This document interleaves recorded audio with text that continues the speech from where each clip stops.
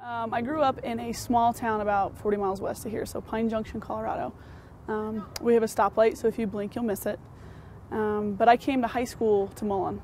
So my brother and I, my older brother, played sports as well, but we made the trip every day down the mountain. I went to school here. Growing up, before I went to high school, I played anything I could get into. Soccer was actually my best sport. I ran track. Mom had to force me to play softball, actually. She was like, just play it for me, just play it for me. So I did. Played basketball as well. I was one of those kids growing up that you love to hate because I was just good at whatever I did. I don't know why, but I just was extremely competitive, tried to keep up with my older brother in anything he did. He was football, basketball, soccer, baseball, I mean, the whole nine yards. So when I got to high school, I had, of course, realized a lot of success in everything that I did. And realized that soccer was probably a little too much running for what I like to do. Got burned out, so softball was my sport. So in high school, I played 3 sports: softball in the fall, basketball in the winter, and I ran track in the spring. Won several state championships. Again, realized a lot of success in everything I did. When I got to high school, though, I started to notice that if you weren't playing club sports, in all those sports, if you weren't playing club, then it was tough to get on that varsity spot. So I played club softball my entire life, which is during the summer. You're traveling to tournaments and all kinds of good stuff. Basketball, I didn't play Gold Crown basketball. I didn't play club basketball anymore. So that was a little more challenging for me from the networking and kind of the political side of, who do you play for in the club? I don't. Oh, okay, go on this side, or you know what I mean. Ran track just to get in shape and something to do for summer softball season, for club softball season. So that starts, you start practice for club softball in probably December, and then your first tournaments end of February or in March. So I did track, I ran the sprints, and I did the jumps, high jump and long jump. I was an athlete, I could just do it. So I did. So I believe, in high school I won 3 state championships with the track team, won 2 with the basketball team, and we won 1 with softball in 1999. So that of course was my favorite. Okay, so did play softball for the University of Florida, and I don't know if you know anything about softball as a sport, but usually they consider California, Texas, Arizona states to be the hotbed of softball. If you watch TV, you're going to see a lot of the big-time D1 rosters have a lot of kids from those states. So coming out of Colorado, I was at a little bit of a disadvantage. 1, we couldn't play year-round. We had the snow issue to deal with. And 2, there's just this preconceived notion that if you're from California, you're good. You're from Colorado, okay. So I was fortunate enough to be recruited. I was seen when I was 15 years old playing in a tournament down in Fort Lauderdale. So that's when I got seen. And I had an interesting recruiting experience. It wasn't traditional, but long story short, I was able to get recruited by the University of Florida. So stepped on campus, and it was a different world. Different world. You go from being the big fish in high school to now you get to college, and everybody's good, and they don't care who you are or what you did previously. So I walked in with this little bit of luggage, just because a lot of the girls on my team were from South Florida and California, and some from Texas, and here's this kid from Colorado. Who is this girl? The other thing that didn't help me is I had my first major reconstructive knee surgery the summer after I graduated high school going into college.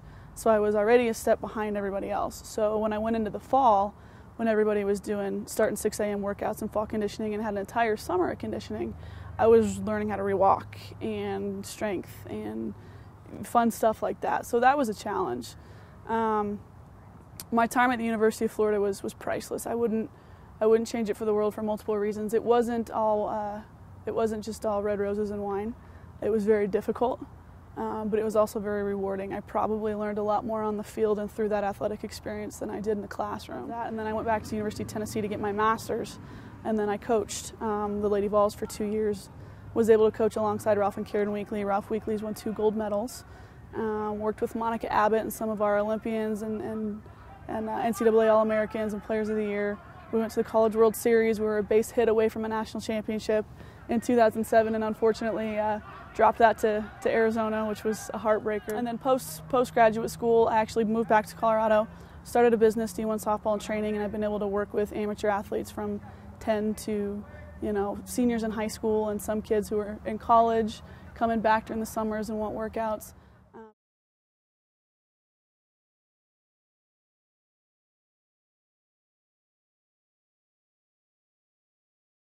I had a couple different challenges. The main one would be injuries. I've had 9 orthopedic surgeries. So I had my first big knee injury right after I graduated from high school. So I had major reconstructive knee surgery July 5th before my freshman year in college. And it wasn't an ACL, it was kind of a unique, dislocated my kneecap. They had to do reconstructive surgery.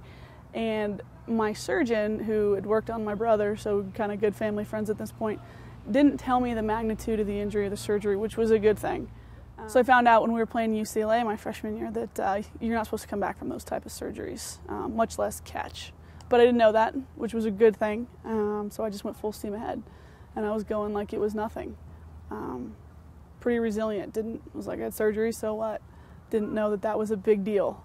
But after that, I had a surgery pretty much every summer in college and then after college. I've had a total of 9 now. My first one was 2001. So whether it was knees, thumb, I had nerve damage in my elbow, which really was challenging. My sophomore year, every time I'd throw, my fingertips went numb and my elbow felt like it was going to explode. So I didn't want to throw the ball, which as a catcher's it's kind of a problem. I had torn a ligament in my thumb catching, so every time I caught the ball, I felt like this burning sensation going through my hand till I got it fixed. And the knees are kind of an ongoing issue that I'm going to have. But so coming back from injuries and constantly having to play catch up when the rest of your teammates and your competition uses the summer for strength and conditioning and to get better, I had to go back, start over, rebuild, catch up, then go. So that was definitely extremely challenging physically, probably more so mentally, because I never knew if I was going to be able to play, if I was going to get back to 100%, or if I had my position until I was back on the field.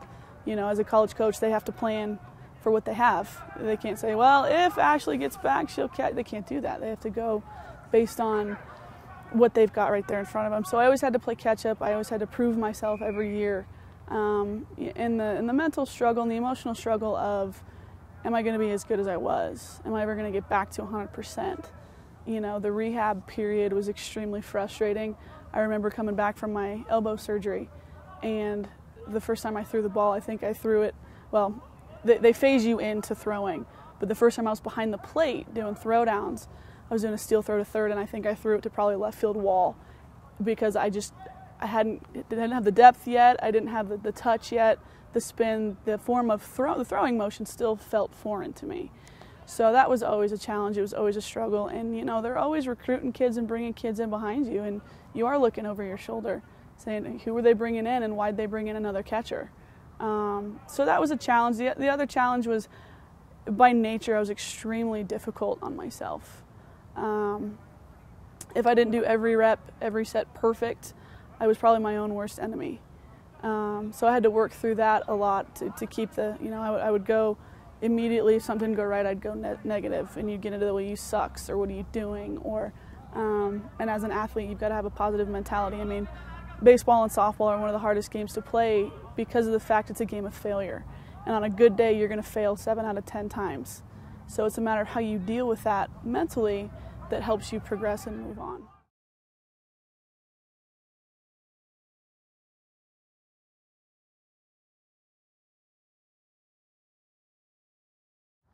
First of all, I asked them, I said, getting mad at yourself and frustrated, has that ever helped you perform better? And always the answer is no.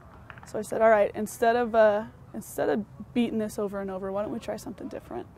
And breathing is always a good form of just resetting. So I tell them when they feel themselves get angry, get frustrated, take a deep breath. And then they've got to focus on something they can control. And usually that is, if they're hitting, it's one mechanic. So I tell yourself, focus on whether it's driving your back knee, seeing the ball, whatever it is, focus your mind on one specific thing that you have control over. Because otherwise you get so many thoughts going through your mind and you just start getting angry and you can't focus on any of them. And then you start focusing on outcomes instead of controlling the controllables. So that's definitely what I tell my athletes I work with.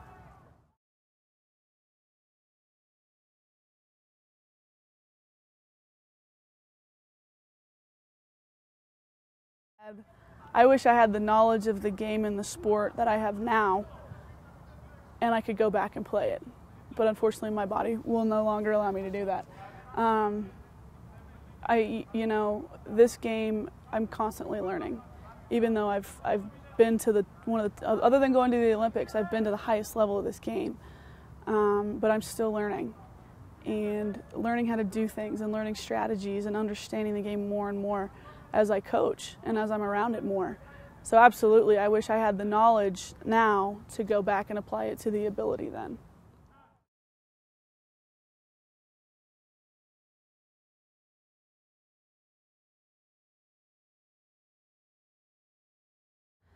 I had gotten cleared my freshman year. I'd gotten released to play the weekend of our first tournament in February. And that's just released, so that doesn't mean you're 100% yet. Doc just said, all right, go. So the very next weekend we host a tournament, and we host University of Washington as one of the teams in our tournament. And they were top 10 national powerhouse, candidate to go to the World Series, and they had a shortstop by the name of Jamie Clark. And she was up for USA Player of the Year, tried out for the Olympic team. I mean, she was awesome. And I remember watching, they were playing a game. Washington was playing somebody on our field, game before we got to play them. And I was just watching this girl, and I mean, she was just crushing home runs and making these unbelievable plays. And I was kind of in awe, and here I am, this little freshman from Pine Junction, Colorado, 2,000 miles away from home, and I'm like, wow, right? So we're playing Washington, and I'm catching this game, one of my first games back. Still a little, things aren't reacting, still a little, the confidence wasn't there in the fact that I was back yet. And I was nervous. Here I'm at the University of Florida, I'm in this huge stadium, I'm wearing the orange and blue uniform. We're playing number 2 Washington at the time. I mean, this is a big deal. And Jamie was standing on second base, and someone hit a ball to the outfield, and she's barreling around third. There's a play at the plate. And I mean, ball came split second before she came in, and she tried to take me out. And she did take me out, but luckily I caught the ball. I held onto the ball. She was out, and it was that moment where I was like, all right, I belong here. I can do this.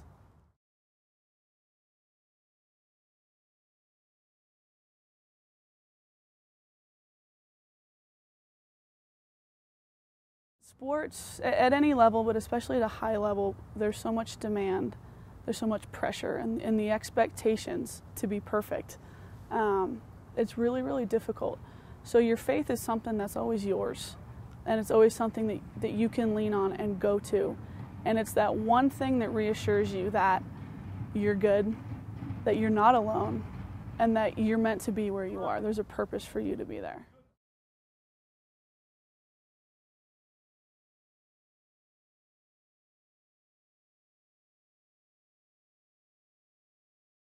Athletics continues to evolve, and just being back around high school athletics, again, it has changed so much since when I was in high school.